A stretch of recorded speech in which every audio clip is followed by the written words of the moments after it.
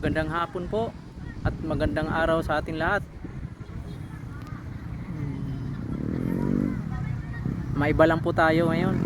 Napansin mo kasi, natuwa na sana ako dahil pinatigil na yung lahat ng pugo sa bansa natin ngayon. Pero itong napansin ko sa mga internet na itong mga kilalang vlogger, mga sikat na to, kahit yung pugo ay nawala na, pero sila patuloy pa rin. Sa totoo lang, hindi nila na-realize pa to. Sa bagay kasi, pira-pira lang yan eh. Baga, gusto lang talaga nilang kumita. Dagdag income din kasi yan.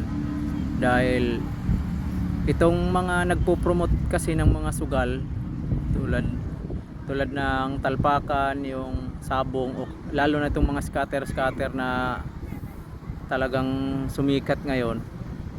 Paano kasi hindi sisikat? Itong mga vlogger na to, panay live, nagla-live habang nag-scatter. Itong iba naman, talagang kahit sa mga content nila, okay sana kasi good vibes. Ang problema, nagpo-promote ng mga online sugal. Itong mga scatter nga to, mga casino. Wala sanang problema kung itong mga content nyo ay mga good vibes lang. Kung magsusugal kayo, sarilihin nyo na lang, huwag nyo nang isama sa mga content nyo, kasi sa ngayon din nyo na-realize, pero balang araw, pag kayo, yung mga anak nyo nalulong din dyan, mapapaisip kayo. Isa din kayo sa nagpalubog lalo sa ating bansa ngayon, kasi nga dapat ang susunod na henerasyon natin hindi na dapat makikita ang mga ganyan, mga sugal na yan. Okay lang maglaro kayo, sarilihin nyo na lang. Lalo na tong mga vlogger ako, hindi naman ako kilalang vlogger, saka paumpisa pa lang. Itong mga vlogger na sikat na, marami ng mga followers, sinasamantala talaga nila yung kasikatan nila. Akala nila nakakatuwa tingnan, yung iba napapahanga kasi nananalo sila, pero hindi alam kung tingnan nila ng malalim, sinisira nila yung kinabukasan, yung susunod na henerasyon.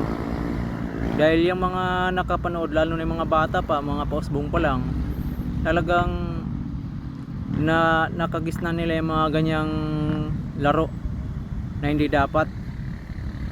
Asan na yung mga konsensya nyo?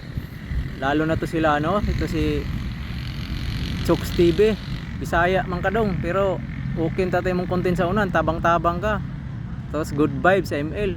Pero kanang imong pagkaron, imong content puro na live anang scatter, undangan na oy, makaamgo po ka, maglaro lang kag ay nag-live na imong laro. Ikaw wa may problema na imo, kwarta man imong gamit, pero ay na pag live di na maayo nga kuan imahe makita sa mga sunod nga henerasyon nga mao na po yung parehas nato nga lulong sa mga ginanang dula.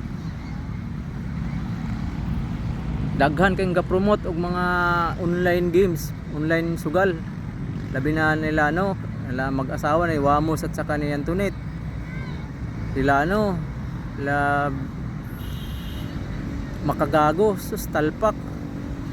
Dapat ni-realize nila yan na hindi dapat sila nagpo-promote ng ganyan.